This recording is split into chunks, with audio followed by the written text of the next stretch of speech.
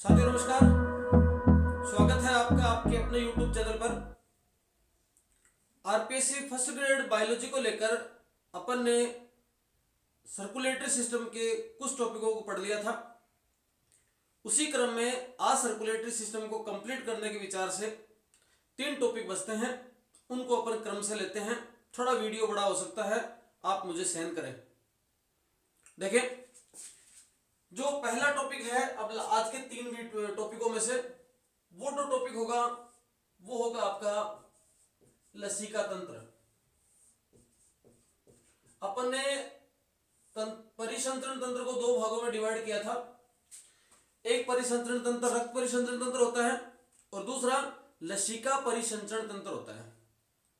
रक्त के साथ साथ ही शरीर में एक तंत्र और काम करता है जिसका काम प्रतिरक्षात्मक कार्य करना, अपनी बॉडी का कुछ चीजों का अवशोषण करना है।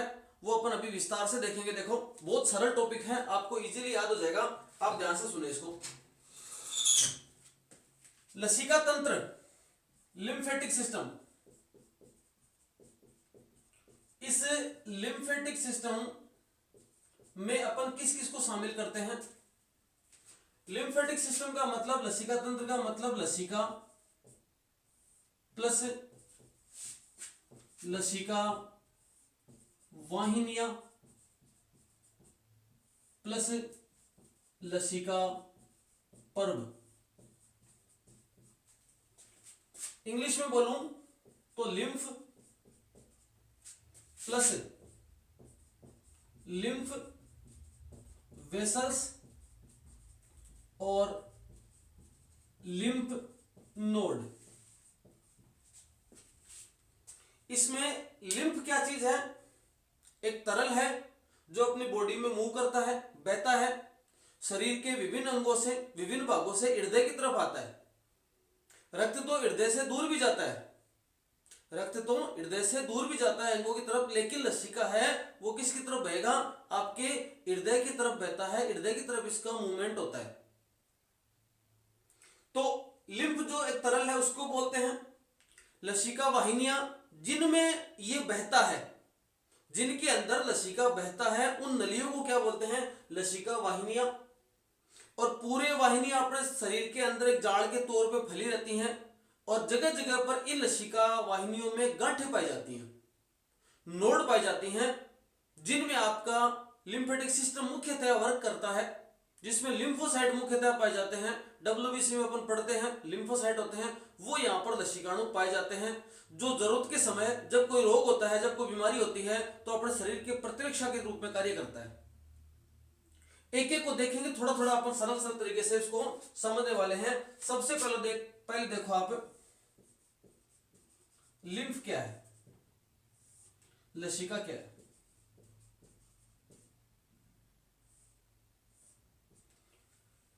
लिम्फ क्या चीज है? एक एक पॉइंट में लिखता जा रहा हूं, आप नोट कर लेना।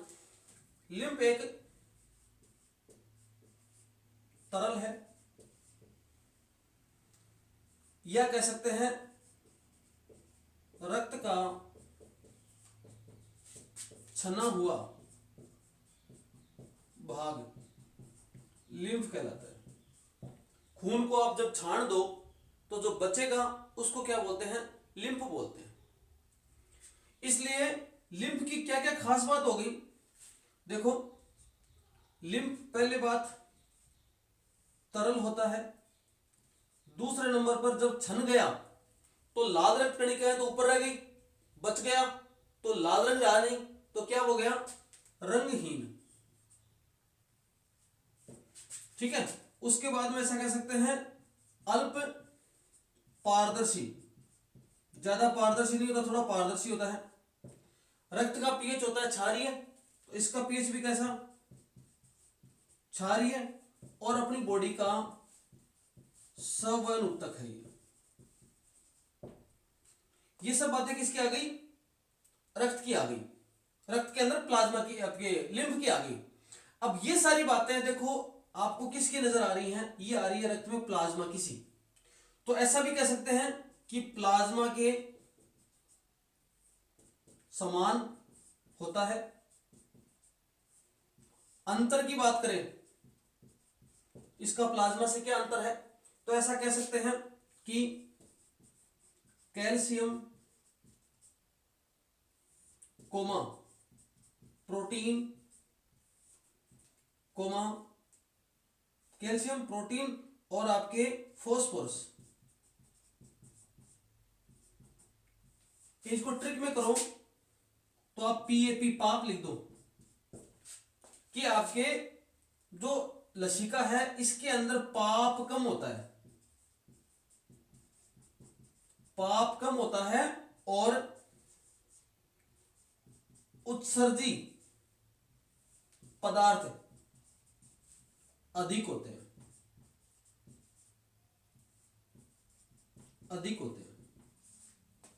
जब क्षण गया तो इसका मतलब इसमें क्या नहीं है? आरबीसी नहीं है। क्या नहीं है इसके अंदर? आरबीसी नहीं है, डब्ल्यूबीसी प्रेजेंट है, प्लाज्मा टाइप खुद ही। तो आपको इतनी बातों से लसिका का मतलब क्या समझ में आया कि ऐसा कोई तरल है, जब आपने खून को छान दिया, रक्त को छान लिया, तो जो तरल बचा नीचे छानने के बाद में उसको क्या बोलेंगे? उसको बोलेंगे आप लिम्फ, लसिका। इस लसिका की क्या खास बात हो गई कि छाना है तो रंगहीन है, थोड़ा बहुत पारदर्शी है, क्षारीय माध्यम है और संवहन उत्तक है। संवहन का मतलब पूरी बॉडी में फैल रहा है तो संवहन हो गया। प्लाज्मा के समान ही है, अंतर क्या है? इसमें पाप कम है, उत्सर्जन ज्यादा है। तो इसका मतलब कैल्शियम प्रोटीन और फॉस्फोरस इनकी मात्रा क्या है? इसके अंदर कम होती है। किसकी तुलना में? प्लाज्मा की तुलना में। रक्त से इसकी तुलना करें तो रक्त के अंदर कलर होता है, इसमें कलर नहीं होता। रक्त के अंदर आरबीसी पाई जाती है, इसके अंदर आरबीसी नहीं पाई जाती। ठीक है, रक्त का लाल रंग है यहां पर कोई लाल रंग नहीं है, पारदर्शिता तो अंतर ही आ गया, दोनों क्षारीय है। तो ये सब चीजें इसके अंदर पाई जाती हैं। ऐसा तो अपने क्या पढ़ा? लिम्फ को पढ़ा। 2 नंबर पे देखो, लिम्फ वेसल्स, लसिका वाहिनियां, लिम्फ वेसल्स। अब क्या है? ये जो तरल जो अभी बताया अपन ने, लिम्फ बताया, ये क्या करेगा? नलियों में बहेगा। तो अपन जब हार्ट को पढ़ते थे तो इस प्रकार से हार्ट के अंदर जब आपके रक्त निकल के आ रहा है, नलियों में बह रहा है, ये आ गया रक्त महाधमनी के माध्यम से और ये किसी उत्तक के पास आ गया, ये मान लो कोई उत्तक है, तो रक्त को इन नलियों में है रक्त, इसके अंदर क्या है? गैसेस हैं, गैस प्लस कई और पदार्थ हैं। ठीक है, ये रक्त से कहां आएंगे? इन कोशिकाओं में आएंगे। उत्तक किससे मिलकर बनता है? कोशिकाओं से।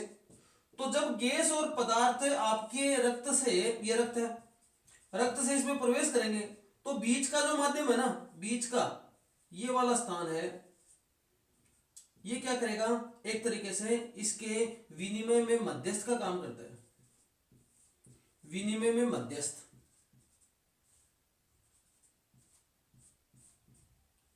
ठीक है, इसका क्या मतलब? आप इनमें मध्यस्थ करता है, ये मध्यस्थ है क्या चीज? ये है यहां पर लसिका।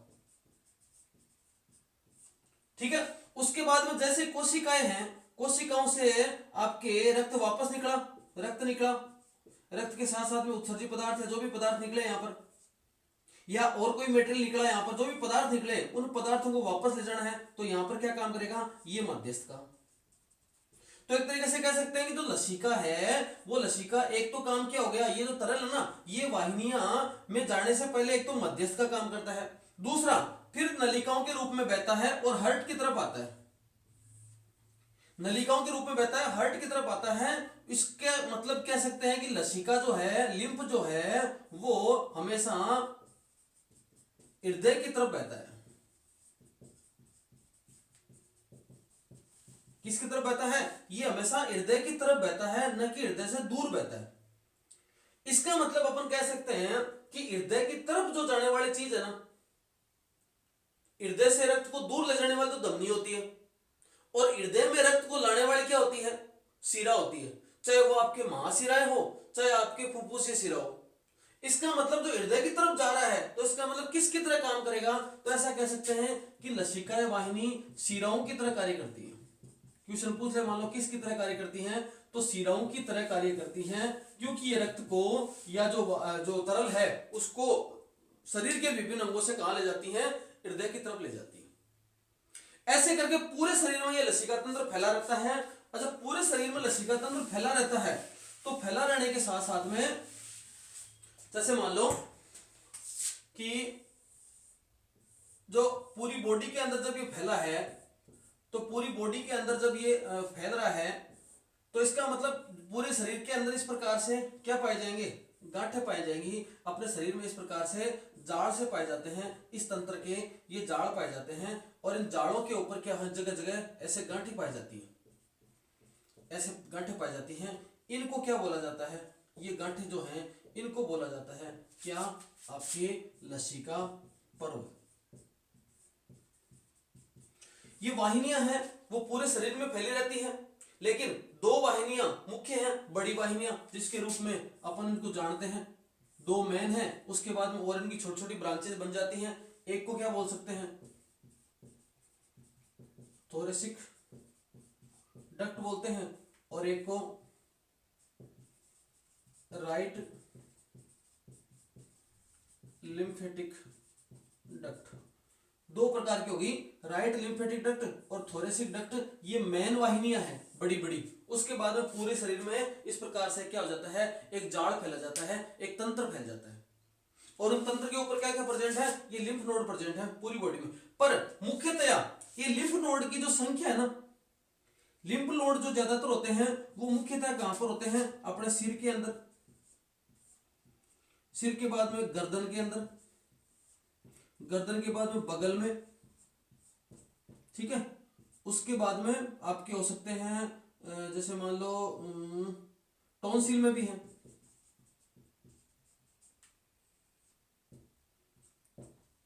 ठीक है, और जननांगों के पास। कई बार आप देखते हो कि बच्चे के, छोटे बच्चों के 10-12 साल में यहाँ पर इस प्रकार से छोटी छोटी लिम्फ फूल जाती है। इसका मतलब अपने शरीर का प्रतिरक्षात्मक तंत्र है वो, जब कोई रोग प्रवेश करता है तो उससे लड़ने के चक्रों में लिम्फ नोड फूल जाती है, तो फिर जो कुछ दवाइयां ली जाती हैं उससे वापस क्या हो जाता है, वो शांत हो जाती है खुद, मतलब जो रोग से लड़ने के दौरान उनकी साइज बढ़ जाती है।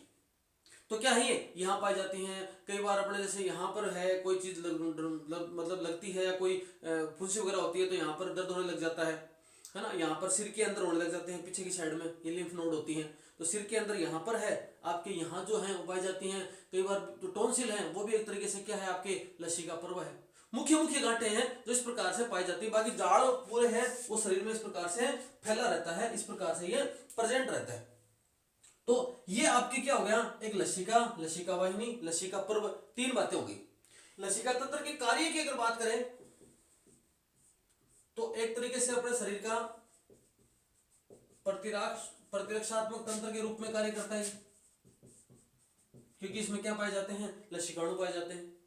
दूसरा क्या है कि जब आपके आंत के अंदर, इंटेस्टाइन के अंदर जो वसा होगी, वसा का जब अवशोषण हो जाएगा, एब्जॉर्प्शन हो जाएगा, तो वसा का अवशोषण होने के बाद ये वसा बॉडी में परिवहन करती है, तो परिवहन में सहायक है ये। मतलब अपनी बॉडी में कार्बोहाइड्रेट, प्रोटीन, लिपिड ये सब लिए जाते हैं, तो जो लिपिड है ना, लिपिड का बॉडी में वाहन, परिवहन करने के लिए लसिका सबसे महत्वपूर्ण काम करती है। तो एक तो ये याद रह जाएगा, दूसरा याद रखना आपको कि परिवहन में सहायक है, वो भी किसका है, वसा के परिवहन में। तो जब आपके अवशोषित करने के बाद में लसिका तंत्र को दे दिया जाता है वसा को, और फिर वो बॉडी में क्या करती है, सर्कुलेट करवाती है, क्योंकि उसको हृदय की तरफ जाना ही है, तो हृदय को यहाँ पर दे दिया जाएगा, उससे पूरी बॉडी में ब्लड में मिक्स होके ट्रांसफर होते हैं। ये आपने पढ़ा लसिका तंत्र। दूसरा टॉपिक है दोहरा परिसंचरण तंत्र, double circulatory system, double circulatory system किसमें होता है, ये बर्ड्स एंड मैमल्स, अपन मानव में पढ़ रहे हैं। अब तक आपने सर्कुलेशन में क्या पढ़ा कि देखो आपकी जो चीज समझ में आई वो ये समझ में आई होगी कि लंग्स है, लंग्स से शुद्ध रक्त आता है, पल्मोनरी वेन, मैं शॉर्ट में लिख रहा हूं, आप पूरा लिख लेना। पल्मोनरी वेन के जरिए, ये मैं हार्ट को बना रहा हूं सिंपली 4 चेंबर के रूप में। पल्मोनरी वेन के जरिए हार्ट के लेफ्ट ओरिकल में रक्त प्रवेश कर गया, लेफ्ट ओरिकल से राइट ओरिकल के अंदर आ गया रक्त, ठीक है। ये इस तरह से आया, यहां पे, यहां पर आ गया, इसमें आ गया, राइट ओरिकल से बाहर निकला, इसके जरिए इधर बनाया था अपने, राइट ओरिकल से बाहर निकला, ये राइट ओरिकल से रक्त बाहर निकला, और बाहर निकला और किसके माध्यम से, आपको पता है, महाधमनी, महाधमनी के माध्यम से आया बाहर। और भाई ये मानव के पूरे शरीर में, मैंने चित्र बना दिया एक सिंपल सा,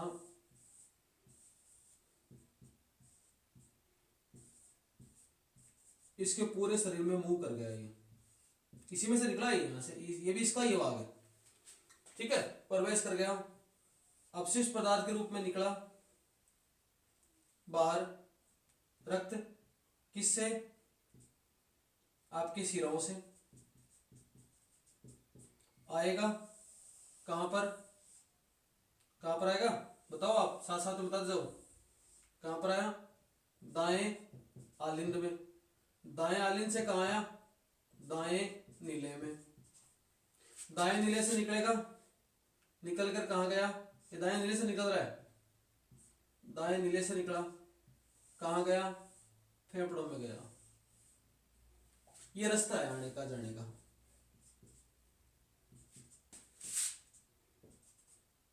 इस प्रकार से फिर इसमें, इसमें ये सर्कुलेशन हुआ। कहने का मतलब क्या, आपके इस बात समझ में आई, आपके बात ये समझ में आई होगी, जहां तक मैं समझता हूं, कि जैसे फेफड़ों से रक्त निकला शुद्ध ऑक्सीजन को लेकर, जैसे फेफड़ों से रक्त निकला शुद्ध ऑक्सीजन को लेकर, वो कहां आया, वो आया आपके हृदय के बाएं आलिंद में, बाएं आलिंद से बाएं नीले में, फिर बाहर निकल गया, फिर यहां से निकला, यहां घुसा, इसमें निकलने से इसमें वापस आने तक, मतलब फेफड़ों से रक्त शुद्ध रक्त निकलने से लेकर फेफड़ों में अशुद्ध रक्त आने तक इसने हृदय के कितने चक्कर लगा लिए, एक चक्कर तो ये, वापस आया, दूसरा चक्कर ये, कितने चक्कर लगा दिए, ऐसे करके 2 चक्कर लगा दिए। इसीलिए इसको क्या कहा जाता है, डबल सर्कुलेटरी सिस्टम कहा जाता है, दोहरा रक्त परिसंचरण तंत्र कहा जाता है। ऐसा बोला जा सकता है कि, लाइन में लिखो ना इसको, तो ऐसा लिख सकते हैं, फेफड़ों में शुद्ध रक्त निकलने के बाद पूरी बॉडी में अशुद्ध रक्त होने पर पुनः फेफड़ों के पास शुद्ध होने के लिए जाने तक रक्त हृदय के 2 चक्कर पूर्ण कर लेता है, इसलिए इसे दोहरा रक्त परिसंचरण तंत्र कहते हैं। कहने का मतलब, फेफड़ों से जब शुद्ध रक्त निकला, फेफड़ों में अशुद्ध रक्त वापस आया, उस दौरान उसने हृदय के 2 चक्कर लगा लिए, इसे क्या बोला गया, इसे बोला गया दोहरा रक्त परिसंचरण तंत्र। ठीक है, एक सिंपल बात से और समझो, देखो इसको, लंग्स के पास है ब्लड शुद्ध, लंग्स से कहां आया, लेफ्ट ओरिकल, बाएं आलिंद में, किसके जरिए आया, पल्मोनरी वेन के जरिए, लेफ्ट ओरिकल से लेफ्ट वेंट्रिकल में क्या वाल खुला, बाइकस्पिड वाल्व, ठीक है। लेफ्ट वेंट्रिकल से बॉडी में पहुंचा, हर भाग में पहुंचा, किसके जरिए, आर्टरी, आर्टरी, आर्ट्रियोल, महाधमनी, धमनी और धमनिका के जरिए पहुंचा, ठीक है। बॉडी से अशुद्ध हुआ, कहां आया, राइट ओरिकल में, राइट ओरिकल में किसके जरिए आया, वेना कावा, महाशिरा, सुपीरियर और inferior vena cava. Right Oracle से वापस शुद्ध होने के लिए कहां पहुंचा, राइट ओरिकल से कहां पहुंचा, राइट वेंट्रिकल में, कौन सा वाल्व खुला, ट्राइकस्पिड वाल्व। राइट वेंट्रिकल में आ गया, राइट वेंट्रिकल में आने के बाद वापस कहां आएगा, लंग्स के पास में, किसके जरिए आएगा, राइट वेंट्रिकल से इसके पास आएगा, किसके पास आएगा, पल्मोनरी आर्टरी, ठीक है। इसके अंदर राइट ओरिकल से राइट वेंट्रिकल में आ गया, इधर लेफ्ट ओरिकल से लेफ्ट वेंट्रिकल में आ गया।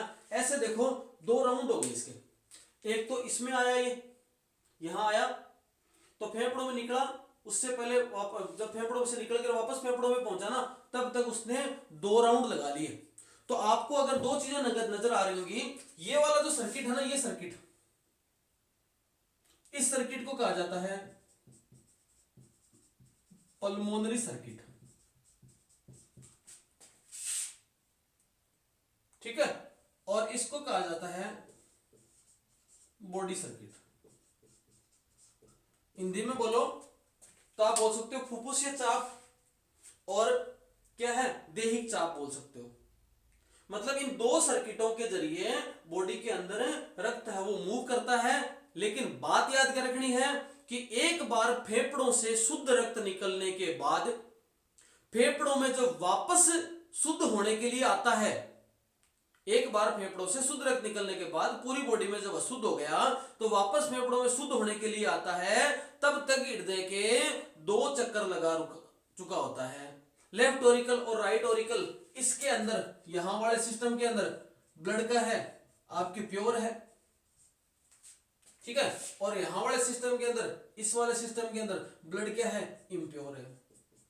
ये जो मूवमेंट है उसको कहा जाता है डबल सर्कुलेटरी सिस्टम, जो सभी जीवों में नहीं होता, इनके अंदर पाया जाता है। अपने को तो मानव में पढ़ना है, बस आपको पाथ याद रखना है, किस पाथ से मूवमेंट होता है, कैसे कैसे। अगर मान लो कि पूरा एक पर्सन बना दे कि किस में कहां जाता है, लेफ्ट ओरिकल से right Oracle, right Oracle ventricle, ऐसे करके बना के एक पर्सन बना सकता है, अगला ऐसा दे सकता है। ये वाला टॉपिक हुआ आपके डबल सर्कुलेटरी सिस्टम।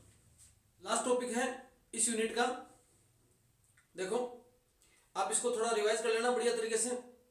तो अपन जैसे रेस्पिरेटरी सिस्टम है और सर्कुलेटरी सिस्टम है, इन दोनों के अब तक के आए हुए क्वेश्चन है उनका एक टेस्ट कंडक्ट करेंगे, देखेंगे कैसे क्या होता है, कितने क्वेश्चन किस प्रकार से आते हैं, दोनों का साथ में ले लेंगे अपन। आप देख लीजिए, मैं बताऊंगा सबसे लिख लेना, वीडियो लंबा नहीं बन जाए इसलिए मैंने पहले से डिजी लिख लगी है। देखो, हाइपरटेंशन उच्च रक्तचाप के कारण होता है। देखो जैसे ही जो आपके रक्त वाहिनियां हैं, धमनियां और सिरा हैं, उनमें रक्त बहता है, तो अपने धमनियों के अंदर जो रक्त का एक दाब है वो अपन जब सिस्टोल की कंडीशन होती है ना, एक डायस्टोल की कंडीशन में, तो इस दाब का मान क्रमशः सिस्टोल और डायस्टोल कंडीशन के अंदर होता है 120 mmHg अधिकतम और 80 mmHg मिनिमम। ये इस रेंज का जो अगर आपका ब्लड प्रेशर है, बीपी है, तब तो इसका मतलब आप नॉर्मल कंडीशन में है। अगर ये 120 से ऊपर जाता है तो आप उच्च रक्तचाप की कैटेगरी में आते हो, और ये 80 से नीचे जा रहा है, 120 से नीचे आ रहा है, इसका मतलब आप लो बीपी की कंडीशन में आते हो। तो जो हाई बीपी वाली कंडीशन है, जिससे आपका रक्तचाप है वो 120 से 80 से ऊपर जा रहा है, ऐसी कंडीशन में आपके हार्ट से संबंधित कोई रोग हो सकता है। तो अपना किडनी के लिए, ब्रेन के लिए और हार्ट के लिए ये कंडीशन ज्यादा आपके बेकार है जब आपका रक्तचाप इससे बढ़ेगा। ये तो हो सकती है हाइपरटेंशन, उसको बोलते हैं। दूसरा देखो, कोरोनरी आर्टरी डिजीज, एथेरोकांठिया और एथेरोस्क्लेरोसिस भी बोलते हैं इसको। कोरोनरी आर्टरी कौन सी होती है? हृदय धमनी कौन सी होती है? महाधमनी तो होती है पूरे शरीर में शुद्ध रक्त उपलब्ध करवाएगी, और हृदय धमनी वो होती है जो हृदय को शुद्ध रक्त उपलब्ध करवाएगी। तो कई के बार हृदय धमनी के पास में, खुद के पास में शुद्ध रक्त पर्याप्त रूप से नहीं आ पाता, उसको बोलते हैं कोरोनरी आर्टरी डिजीज। इसके अंदर रक्त रूप पर्याप्त रूप से नहीं आता है, उसके कारण क्या हो सकते हैं? जैसे हृदय की धमनी में कोई कैल्शियम है, हृदय की धमनी में कोई और पदार्थ है शरीर का, वो जमा हो गया, धीरे धीरे कारणों से वो जमा होता गया, उसके कारण से अपने हृदय को ही प्रॉपर रूप से क्या नहीं मिल रहा, आपको ऑक्सीजन नहीं मिल रही, प्रॉपर रूप से रक्त की सप्लाई नहीं हो पा रही। तो उसके कारण जो होने वाला रोग है उसको क्या बोलेंगे? हृदय धमनी रोग, कैड बोल सकते हैं इसको। हृदय धमनी रोग या आपके क्या बोल सकते हैं? कोरोनरी आर्टरी डिजीज, इस प्रकार से बोला जाता है। तो ऐसा होने से फिर हृदय की जो पेशियां है ना, उनको पर्याप्त मात्रा में ऑक्सीजन नहीं मिल पाएगी, और इसको जब पर्याप्त मात्रा में ऑक्सीजन नहीं मिल पाती है तो इसी का ये नाम है, कोई बहुत ज्यादा अंतर नहीं है इसके अंदर। जब पर्याप्त रूप से ऑक्सीजन नहीं मिल पाती है तो ऐसी कंडीशन के अंदर क्या होगा? कंधे के अंदर, कंधे में, सीने में दर्द होने लगता है, और उस कंडीशन को कहते हैं आपके एंजाइना।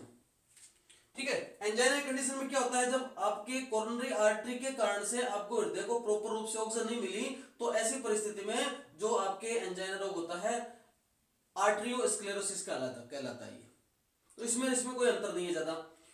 एक है आपके हार्ट फेलियर, हृदय है वो क्या हो गया? फेल हो गया। अब हृदय फेल कब होता है? जब हृदय को पर्याप्त मात्रा में ऑक्सीजन नहीं मिले, क्योंकि हृदय के पास रक्त आता कहां से है? हृदय के पास रक्त आता है फेफड़े से। तो जब फेफड़ों से रक्त जो आया, फेफड़ों से शुद्ध रक्त जो आया, उस शुद्ध रक्त की पर्याप्तता, फेफड़ों के अंदर किसी कारण से कोई कंडीशन खराब हो गई तो फेफड़े पर्याप्त रूप से ऑक्सीजन नहीं दे पाए। ऐसी परिस्थिति में क्या हो जाएगा? हार्ट काम करना ही बंद कर देगा, क्योंकि हार्ट का काम तो है शुद्ध ऑक्सीजन को लेकर पूरी बॉडी में सप्लाई करना, और वो आई नहीं तो हृदय खुद भी काम नहीं कर पाएगा। तो उसको क्या बोल सकते हैं अपन कि हार्ट है वो फेल हो गया। हार्ट अटैक आना एक अलग सिम्टम है, उसमें आपके फेफड़ों का रोल नहीं होता, और हार्ट का फेल हो जाना कि हृदय ने काम करना ही बंद कर दिया। कब काम करना बंद कर दिया? जब आपके इससे क्या नहीं मिला, उसको हृदय की धड़कन को, हृदय को प्रॉपर रूप से ऑक्सीजन नहीं मिली है, फुफ्फुस से प्रॉपर रूप से ऑक्सीजन नहीं मिली है, इसलिए इसने धड़कना बंद कर दिया। ये कहलाता है हार्ट फेलियर। ठीक है,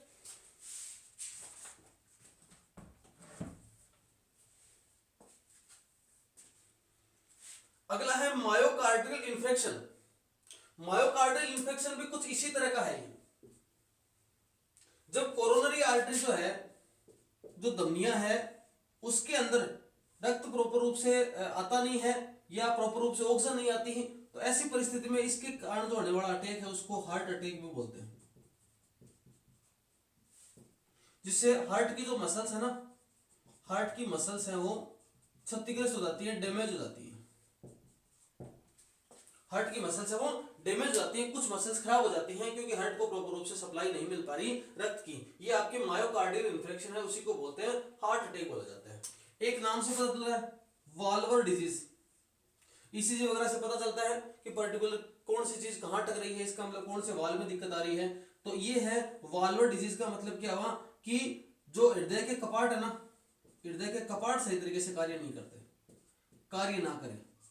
अब कपाट कौन से? बाइकस्पिड कपाट है, ट्राइकस्पिड कपाट है, सेमीलुनर कपाट है, उनके माध्यम से जो क्या है वो प्रॉपर रूप से काम नहीं करते। ऐसी परिस्थिति में वाल्वर डिजीज इसको बोलते हैं।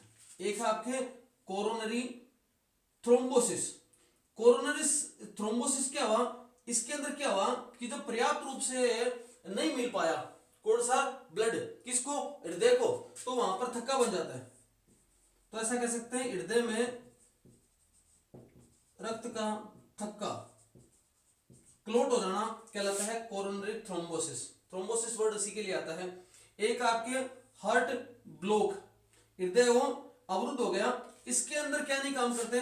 आपके हिंज बंडल काम नहीं करते,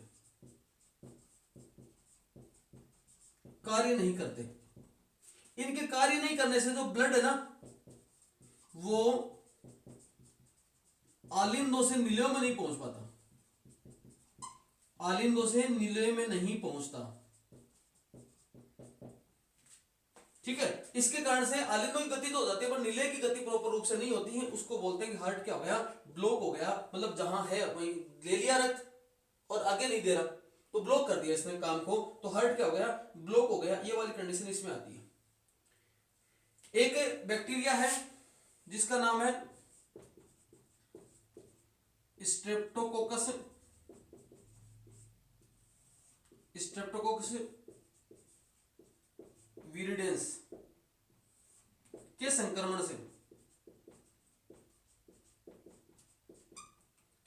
से भी हृदय कई बार कार्य करना बंद कर देता है, जिसे बोल देंगे रूमेटिक हार्ट डिजीज। इससे हार्ट की मसल्स है वो थोड़ा कमजोर हो जाती हैं। वेंट्रिकुलर फिब्रिलेशन, देखो इसमें क्या होगा? दो नीले हैं, आर्टरी के धमनियों के अंदर थोड़ा बहुत फर्क हो सकता है संकुचन के अंदर, और नीले दोनों एक साथ संकुचित होंगे। अगर नीले का संकुचन एक साथ नहीं हो और थोड़ा उसमें लयबद्ध टूट जाए तो जो पूरे बॉडी के अंदर जो जो ब्लड सर्कुलेशन की लय है ना वो टूट जाती है। उसके कारण जो रोग होता है उसको बोलते हैं वेंट्रिकुलर फिब्रिलेशन। और पेरिकार्डियटिस में क्या होगा कि हृदय के बाहर होगा हृदय आवरण, और हृदय आवरण में के अंदर है वो आपके जो दोनों भाग हैं, दो भाग है बाहर का, दोहरी झिल्ली गिरा है, उसके अंदर तरल भरा रहता है। वहां कई बार कुछ जीवाणुओं के संक्रमण के कारण से उस तरल जो है उसके अंदर जो जीवाणु है उसने संक्रमण कर दिया, उसके कारण से थोड़ी सी जो आपके सूजन वगैरह आ जाती है और थोड़ा सा द्रव्य वहां जमा हो जाता है। उसके कारण से हार्ट को थोड़ी सी प्रॉब्लम आती है, बाहर कार्य करने में हृदय का दाब बढ़ जाता है, हार्ट जो साइकिल है वो बढ़ जाता है, और कुछ समय बाद जब दवाइयां वगैरह ली जाती है तो वो प्रॉपर रूप से सही होता है। तो ये जीवाणु के संक्रमण से होता है पेरिकार्डियटिस। इस प्रकार से कुछ रोग है, ज्यादा कुछ नहीं है। हाइपरटेंशन है, हार्ट कोरोनरी आर्टरी डिजीज है, हार्ट फेलियर है, angina, myocardial infection, valvular disease, coronary thrombosis, heart block. देखो इसके अंदर क्या हुआ? बीपी बढ़ गया। इसके अंदर क्या हुआ? कोरोनरी को नहीं मिला। कोरोनरी में जो धमनी है ना, हृदय की धमनियों को प्रॉपर ऑक्सीजन नहीं मिली, उसके ऑक्सीजन के नहीं मिलने से ये वाला एंजीना, कंधे और सीने में दर्द होने लग जाता है, एंजाइना आ गया। हार्ट फेलियर का मतलब क्या है कि पूरी बॉडी में शुद्ध रक्त, जो किसके कारण से? जो शुद्ध रक्त प्रॉपर नहीं मिल रहा हार्ट को, फिर फेफड़ों में कोई किसी को और दिक्कत आ गई। मायोकार्डियल इंफेक्शन का क्या मतलब? वहां कि हार्ट का अटैक है, इसको अटैक बोलते हैं। इसका मतलब कुछ जो मसल्स हैं वो क्षतिग्रस्त हो जाती हैं। वाल्वुलर डिजीज का मतलब जो प्रॉपर वाल है ना उनमें कोई ना कोई दिक्कत आ गई। कोरोनरी थ्रोम्बोसिस का मतलब रक्त का थक्का बन गया। हार्ट ब्लॉक का मतलब कि हार्ट क्या हो गया? ब्लॉक हो गया, क्योंकि जो आलिंदों से नीलियों में प्रॉपर नहीं आ रहा ब्लड है।